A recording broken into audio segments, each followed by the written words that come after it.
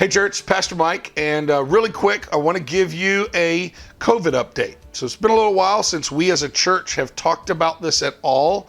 And I know it's been in the news lately that, this Delta variant and a rise of numbers, and there is a rise of numbers. I mean, that's very real. I've talked to some doctors in some of our local hospitals to see that scenario. So I wanted to respond from the standpoint of what we're doing at Church of the Lakes. And I wanted you to know that we're very much on top of and trying to follow and make sure that we're doing things in a healthy way. So this week, I spoke with the chief of police in his office. I spoke with Principal Randolph at Leesburg High School. I also talked to Principal Langley at the middle school. And so let me tell you a couple things that are going on. The police department, they are pretty much following the governor's lead, but they are status quo. They haven't changed anything. They haven't changed any requirements on masks or anything like that. So they're following the governor's lead. With our schools, parents, they've decided that masks are optional, but not required. So they can wear masks, but they don't have to. What I heard from Mr. Randolph is Mr. Randolph said, you know what, we're business as usual. We're back to it. We're going, that whole scenario. I think they're going to be a little more careful at Oak Park just because it's younger kids and probably a little bit harder to control younger kids, if you understand what I'm saying, kind of deal. So, but for the most part, I wanted you to hear that their business as usual. There is no issue with us being in the auditorium. We're not against anything school policy. So again, this is not like groundbreaking news or anything, but I just felt in my spirit that there might be some questions that some of you would have of, well, I wonder what the church is thinking about this, or even are they paying attention to this whatsoever?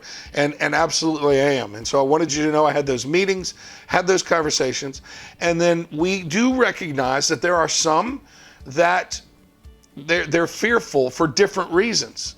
Sometimes people truly have, they've had asthma since they were a kid, and the idea of getting this is very scary for them, and yet they still want to participate. So we're going to do something. We're going to reinstitute the red bracelets. Okay, so for those of you who've been with us for a while, we used to have green, yellow, and red. We're just going to use red bracelets. So here's what we'll do. We'll have red bracelets available for you in the lobby.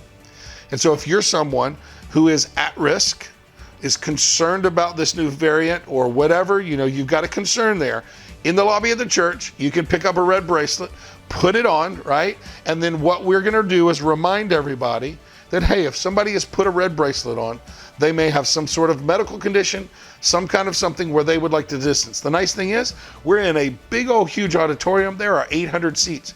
There is plenty of space for you to socially distance if you feel the need to socially distance. As a matter of fact, there's a balcony upstairs.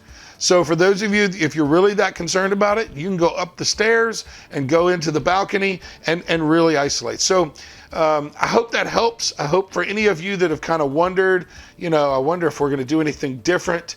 At this moment, we're following the lead of our governor, who I believe has done a great job. And we're following the lead of our local officials that I have spoken to personally to double check.